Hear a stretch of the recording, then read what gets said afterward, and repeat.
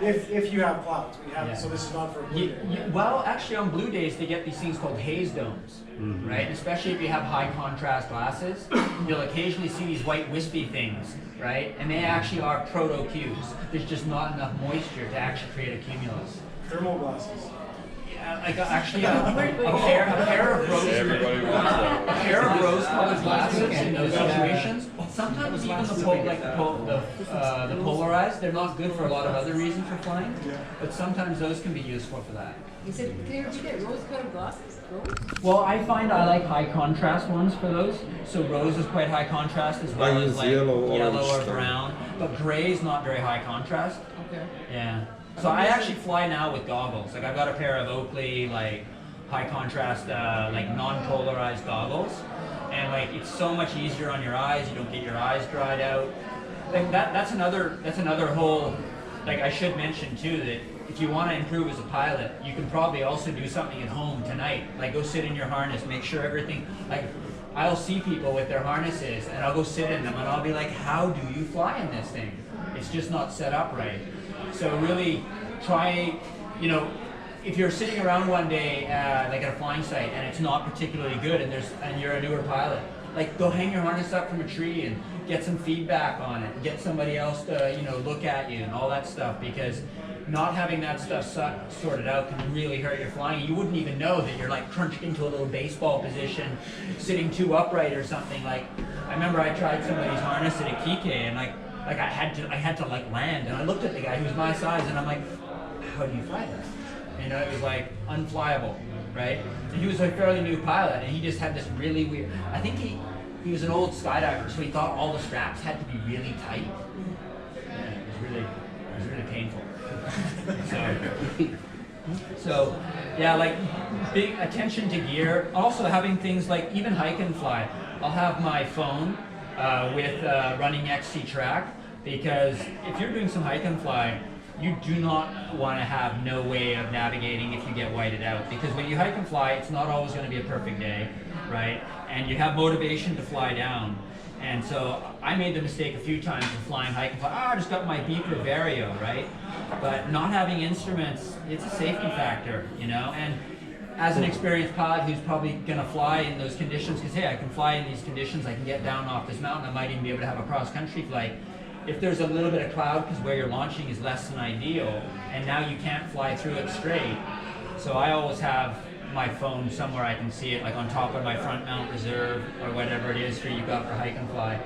And for regular flying, like you don't have to stare at your instruments, you can turn them down. In fact, hey, you want to turn them off, or turn off the sound?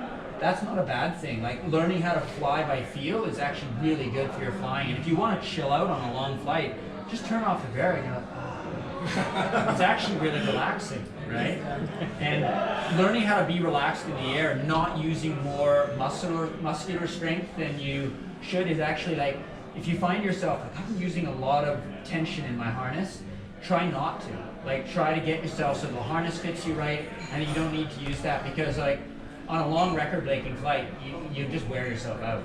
And also being comfortable in the air affects your mindset. You're going to thermal better because you're more just concentrating on what's going on.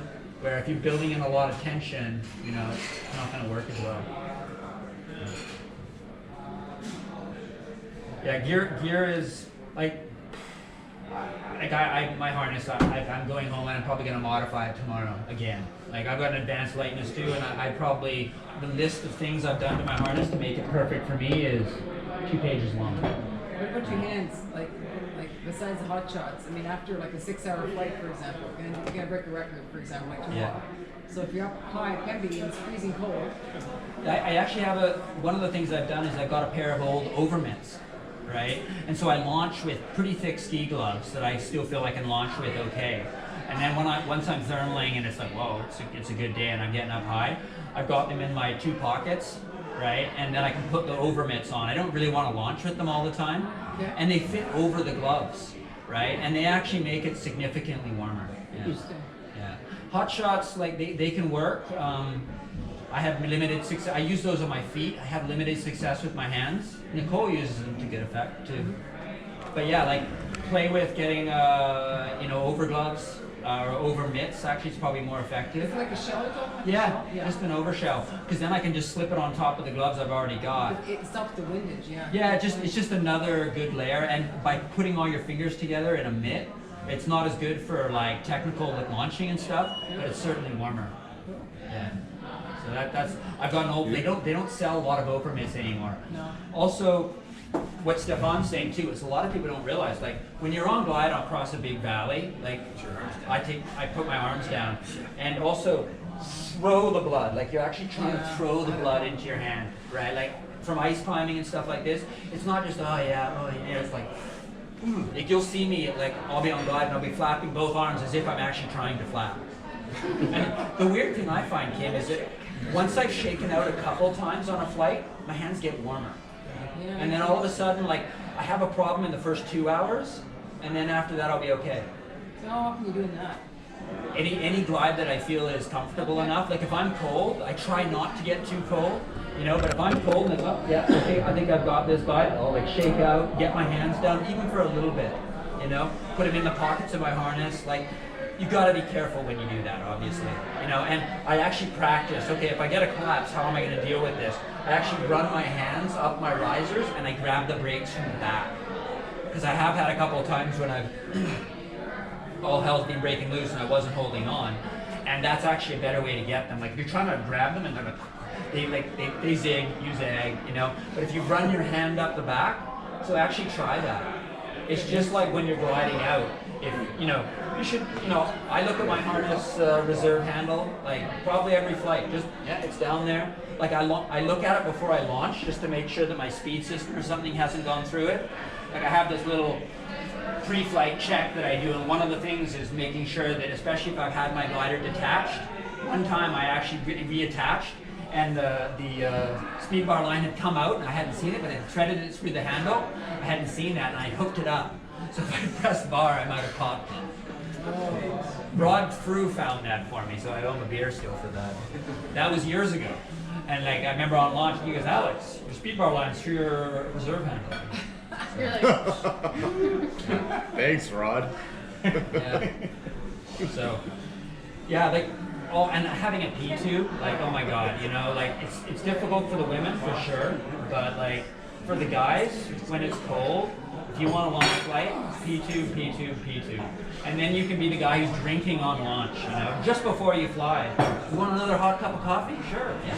You're like, shut up, Alex. can you show us Pemberton at all? Like, Get a whiz. I knew like a little sheepy or something. Yeah, I'll talk about some of the specifics in Pemby I'm not quite there yet. and how not to get there. So you just do like Al, you fly up State Lake and go across all this. Yeah.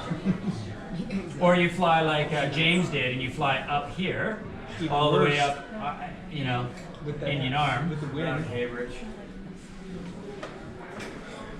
So in Pemberton, like specifics for folks who want to fly there, like the Whistler Express, which is the big thing to know about, comes over here, splashes down in Pemberton. If you land over here where the mouse is, or if you land up past the Riverlands, which is up here, you'll be fine almost always.